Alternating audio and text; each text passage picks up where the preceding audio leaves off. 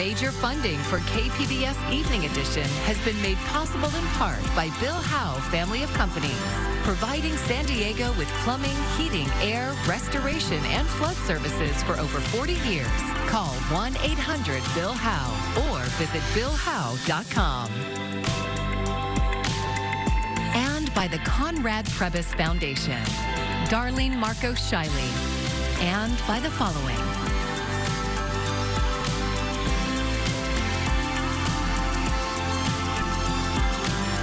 And by viewers like you. Thank you.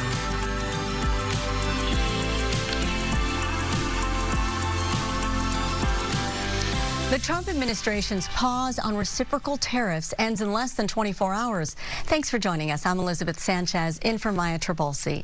If implemented, these tariffs could reshape the way America does business with the rest of the world.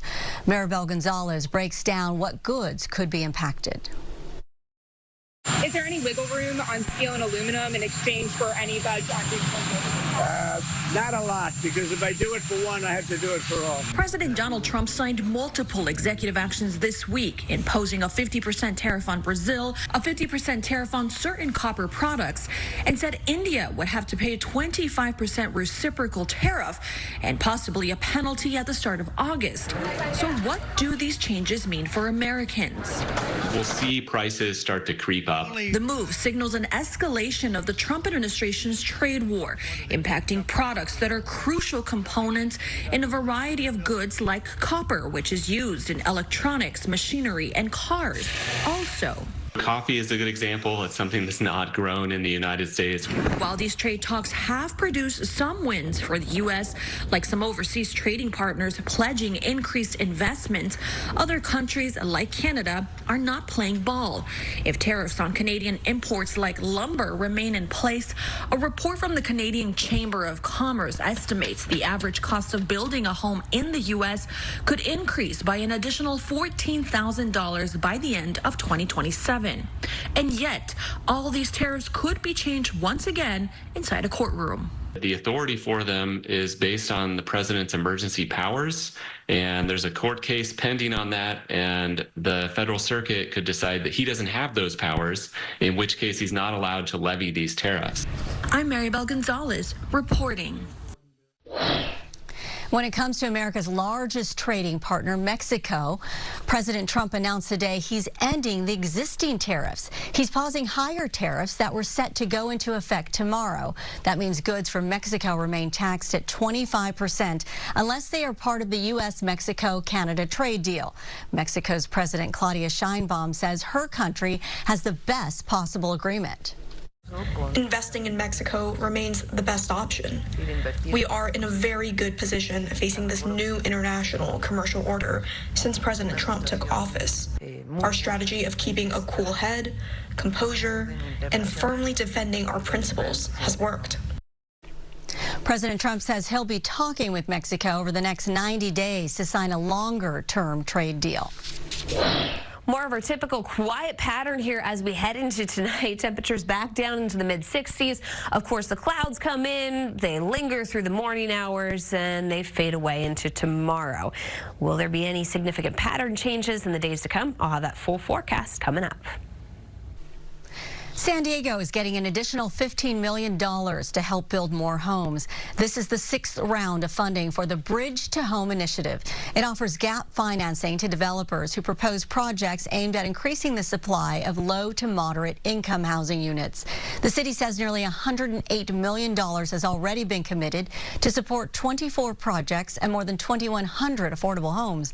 Mayor Todd Gloria says the program is part of a broader strategy to build more homes, bring down rents, and lower the cost of living.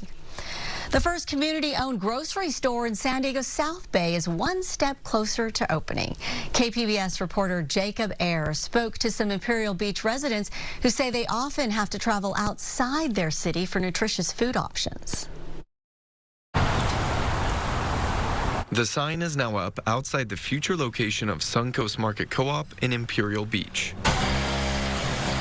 It's a project that's been a long time in the making. We have been organizing as residents for many, many years now because we wanted better access to healthy food in our community. Kim Rivero-Frank is board president with the market. She says there are limited grocery store options in Imperial Beach, and she's one of many residents who shop for groceries out of town. She says Suncoast Market will help with that problem. It's owned by the community, and decisions are made locally. People have the opportunity to join the co-op, and so it's a $200 one-time share purchase. And when the store opens, anybody can shop there, but as owners, we get special perks. So we'll have things like weekly owner coupons. She says the full-service grocery store will offer locally grown produce as well as natural and organic foods. So far, there are over 1,300 community owners, including Imperial Beach resident Mel Lyons. He's also the founder of the former Wild Willow Farm and Education Center in the Tijuana River Valley. But I'm a big supporter of locally grown food. There's more small farms in San Diego County than any county in the United States, but we don't know where they are, and we're not eating their food. So there's production means and distribution means that are now setting up in order to do that. San Diego State University professor of marketing, Iana Castro, is a consumer behavior researcher and retailing expert who specializes in food insecurity. She says opening the grocery co-op is a great first step, but there are two other areas the store will need to focus on to be beneficial to the whole community. One of the things that they're going to really have to think about is what is the right mix of products and what is the right level of pricing for the co-op. Rivero-Frank says they're trying to make the store affordable. They're accepting CalFresh benefits, and members on food assistance will get an additional 10% discount. Suncoast Market Co-op is in the final stages of construction. All in, Rivero-Frank says it's a $3.9 million project, and they need to fundraise an additional $300,000 before opening this fall. Jacob Ayer, KPBS News. More international students have been offered admission to UC San Diego this year than ever before. It's part of the university's strategy to bring in enough international students and tuition.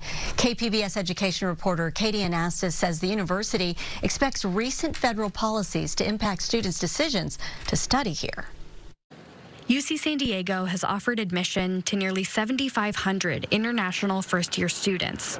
That's the highest number in the last 30 years. The increase in international student admissions happened across the University of California system this year. Jim Rollins oversees enrollment at UC San Diego. Part of our thinking, and this is true for any institution in the U.S. right now, is that over the course of this admissions cycle, when we've seen the various things at the federal and national level, let's say, that have really increased uncertainty and any number of other emotions and thoughts that are going through students' heads, we have every reason to think that the percentage of students who will accept our offer of admission and come here is going to probably be a little lower. This spring, the federal government revoked visas of 35 international students at UC San Diego. It later restored about half of them. The Trump administration has also announced plans to revoke visas from Chinese students. They're the largest international student population at UC San Diego. Rollins says university staff are available to discuss prospective students' questions and concerns. We've got a number of offices on the campus that are trying to be available to them. And then by the time the fall comes, we hope they will have felt like they're at least as informed as they can be, even if we can't control everything that's impacting their decision. University officials also consider their budget when making admissions decisions. International and out-of-state students pay about 3 times as much tuition as California residents at about $58,000 a year. But that doesn't even account for the fact that we give a ton more aid to our in-state students, too. So the math is very tricky and very complex, and it's absolutely part of the planning here. It has to be. That's part of the responsibility we have as we kind of balance things out each year. UC San Diego admitted about 6% fewer incoming freshmen from California this year compared to last year. The university will know the makeup of this year's class later this fall. Katie Anastas, KPBS News. Millions of borrowers are about to see their student loan balances increase. The change affects borrowers enrolled in the Savings on a Valuable Education Plan. That's an income-driven repayment plan launched in 2023 under the Biden administration that offered lower monthly payments. Because of legal challenges, payments have been paused and balances have been frozen since last summer. But now interest will resume beginning on August 1st. The Department of Education says borrowers can still be granted forbearance which delays their monthly payments, but interest will be applied each month. I'm Jeff Bennett. Tonight on the NewsHour, President Trump extends the deadline for a tariff deal with Mexico by another 90 days. That's at 7 after Evening Edition on KPBS.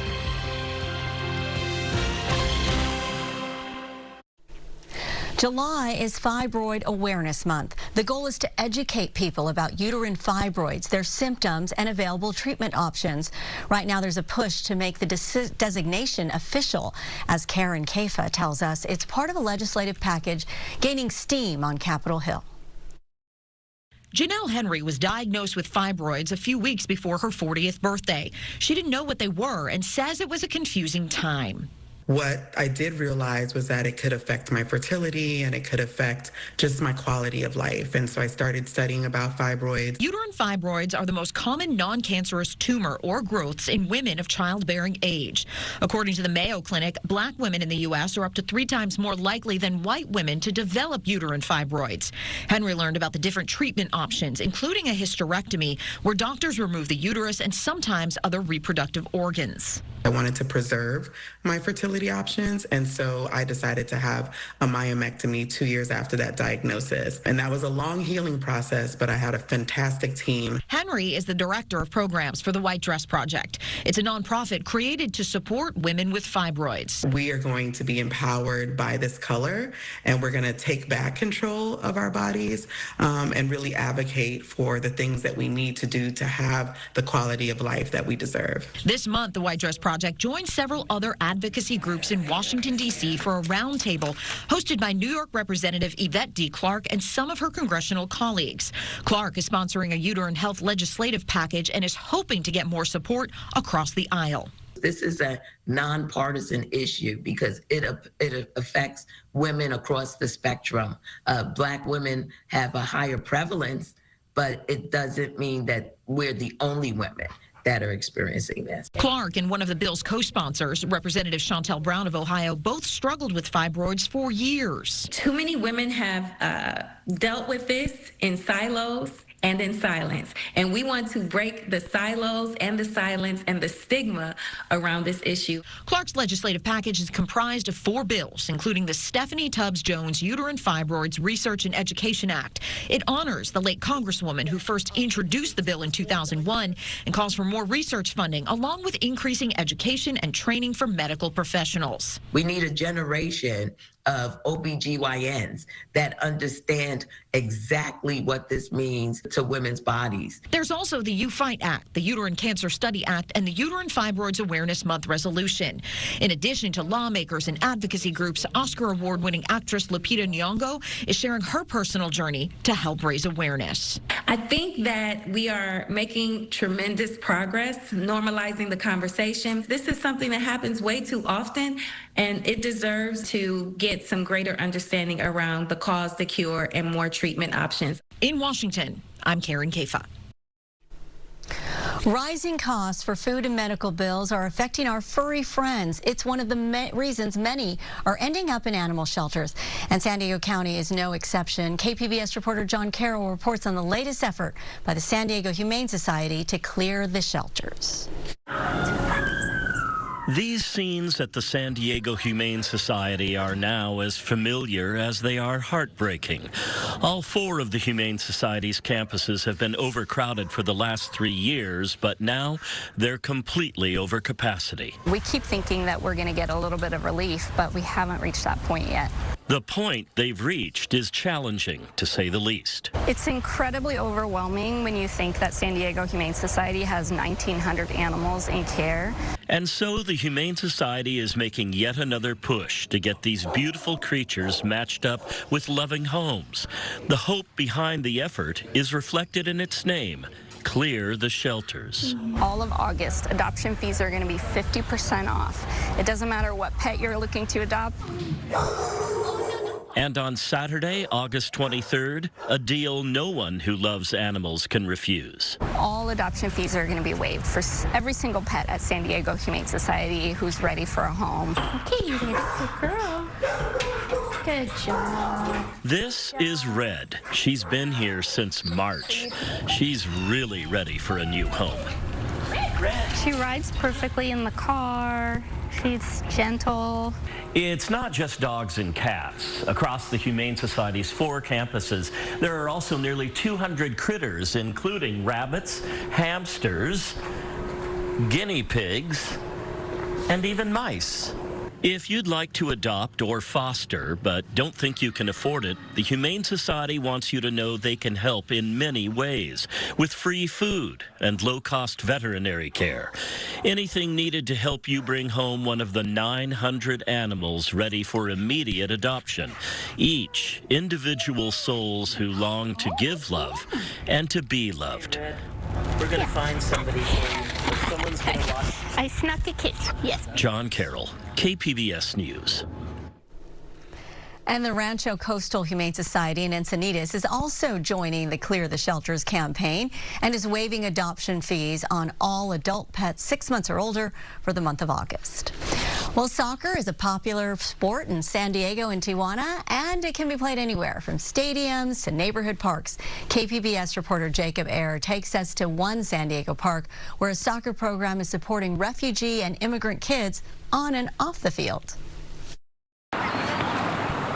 At Colina del Sol Park in San Diego's City Heights neighborhood, the beautiful game is bringing together young refugees and immigrants from all over the world multiple times a week. The moment we started off here, it was already, soccer was taking off in City Heights and San Diego. Friends Khalid Hassan and Bekalo Already came to the U.S. as children. Before this program, I didn't play in any soccer leagues, any soccer clubs, anything like that. This program actually taught me how to kick a ball. Go ahead, hit it. On the basketball courts, they go over the fundamentals, train, and play a street style of soccer called futsal. We do practices, and we also have games too. As of right now, on Saturdays, there's a futsal tournament for the girls. 18-year-old cousins July and Venus Wah recently joined the program. I've been playing soccer before I joined this program. I would come to the park down there and I would just play, and then one day I saw Miss Anna and her players just training, and then I asked if I could join her, and so ever since then I've been playing with her. The no-cost soccer clinics are part of the FCYAP program put on by a volunteer-run organization called Young and Prosperous. It's funded by grants and donations. Anna Diaz is director of sport for the organization. We have youth all the way from 5th grade to seniors, and we help them with the basic fundamentals of soccer. As soon as they get to a certain level, then we start reaching out to clubs that are willing to sponsor these youth, and we make those connections with them. Diaz has helped organize free youth soccer at the park for about a decade. She says the kids share their culture with one another and find ways to communicate despite language barriers. Because of soccer, it was like a universal language where we were all talking. In this part of the city, Diaz says there's a lack of access to organized soccer teams because of cost. Young and Prosperous provides all the equipment the players need. If I needed soccer cleats, they help me with that.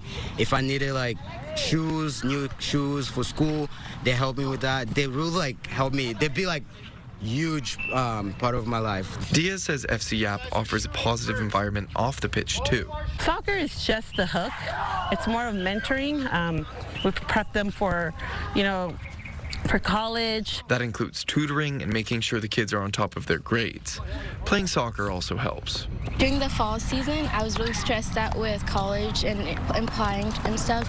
So it helps me mentally and physically, because it was just a little moment where I could just get away from school work and stuff. So it's helped me a lot. I started with the Young Prosperous program by playing soccer, but they were also helping me academically. The program has played a role for some of the youth to achieve college scholarships.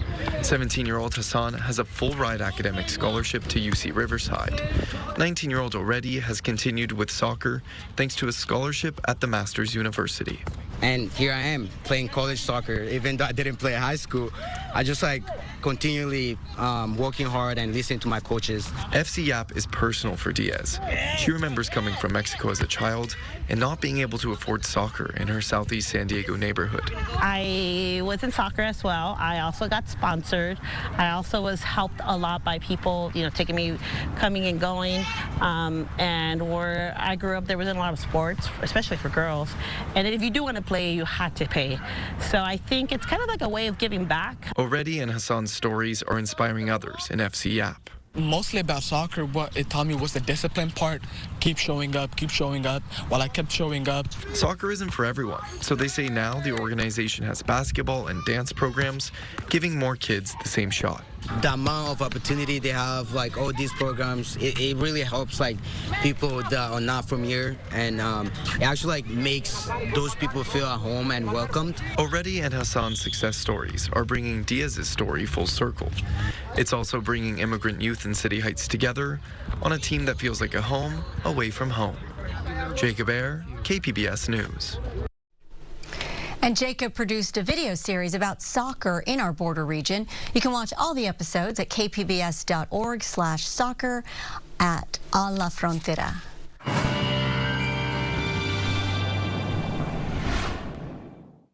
Well, we've been talking a lot about the ocean waters the past couple of days, and the good news is we are going to see things stay relatively quiet, provided there's no new impulses coming in off of Russia, but aftershocks still fluctuate things a couple of inches, as we've seen. Overall, though, our weather is really quiet as you get above the ocean water.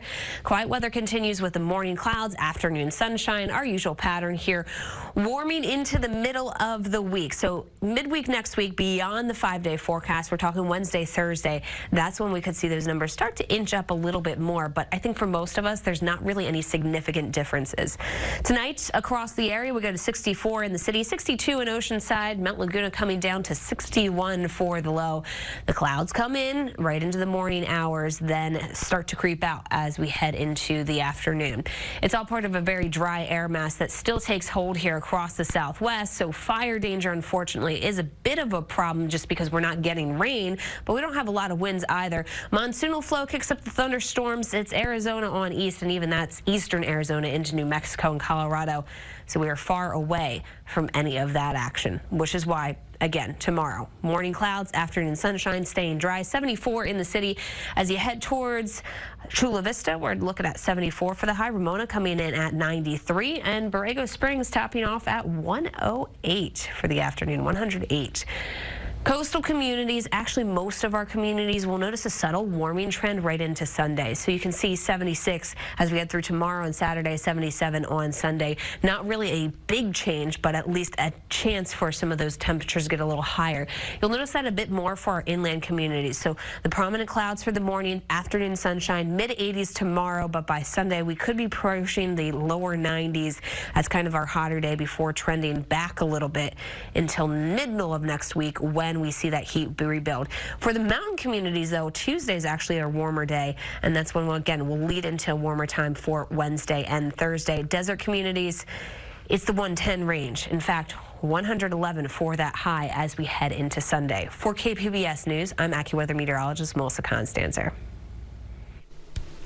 There is a tree in North County that may be the most famous and historic oak tree in the entire area, especially considering it's really two trees. Ken Kramer gets to the root of things in this story about San Diego. Now, here you have something. This is an old tree that's really two trees. And believe me when I tell you, you've heard of this tree. Whether you call it one tree or two, it's very famous. This tree was pretty incredible. You wouldn't believe how much it filled the sky. Or how old it is. Nobody's exactly sure about that. Maybe 300, 400, or 500 years. But these trees that look like two in one are on a ranch that Marty Torque now owns in San Marcos. There was a drought in the late 80s, and the community came together and tried to save it because they could tell it was dying. So they, brought in water trucks and did everything they could, but they couldn't save it. Okay, they thought that's the end of it. This two-part tree that so many people got to know and love, a landmark for as far back as anybody could remember, was one half dead. They weren't really sure if this tree was one tree with two sides or two separate trees, but then when this right side died, it kind of, explained that part of the whole story. So it turns out it really was two trees all along. That well back over 100 years ago was providing restful shade under its spreading oak branches in this valley. It was wonderful. There was even a school for boys here in 1905. Come to this place by this tree and learn all the basic studies, math and English, of course, but so much more. and the boys lived in tents. If you can picture it, this giant, massive tree with this canopy of branches, and all these boys living in tents that had come from Michigan or different parts of the country, you know. Well, time also took its toll on the other one of these two trees, and that's what it turned out they were, two trees, one dead and one living in 1995 when, uh-oh. And one day I got a call from the neighbor, said the tree fell. It was a calm day like today, and I was like, what do you mean? They're like, you better come home. And I came home, and the tree had completely just snapped from all the weight, and it was everywhere. I couldn't even get across the bridge.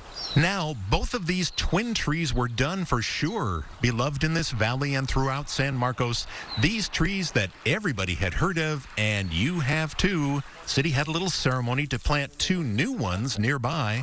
So these were the two new ones we planted when everybody thought that the oak was no more. But you know what? This tree, this twin tree that everybody had written off as dead and gone, Marty Tork says, is now showing some new growth. This is kind of the first time anybody's really asked about the tree in a while and found out that the tree is still alive. After years, decades, centuries unknown, it lives on. And the new growth of this famous twin tree has surprised everybody, for it is, as I say, pretty well known. Because these two trees in one, side by side in this valley, are the twin oaks of San Marcos. And the next time you hear a commuter or a traffic reporter or a North County neighbor mention Twin Oaks Valley Road, now you'll know how it got its name and this story about San Diego. And you can watch a half hour of Ken Kramer's stories about San Diego tonight at 8 p.m. here on KPBS. Thank you for joining us. I'm Elizabeth Sanchez. Have a great evening. Major funding for KPBS Evening Edition has been made possible in part by Bill Howe Family of Companies, providing San Diego with plumbing, heating, air, restoration, and flood services for over 40 years. Call 1-800-BILL-HOWE or visit BillHowe.com. And by the Conrad Prebys Foundation, Darlene Marcos Shiley, and by the following.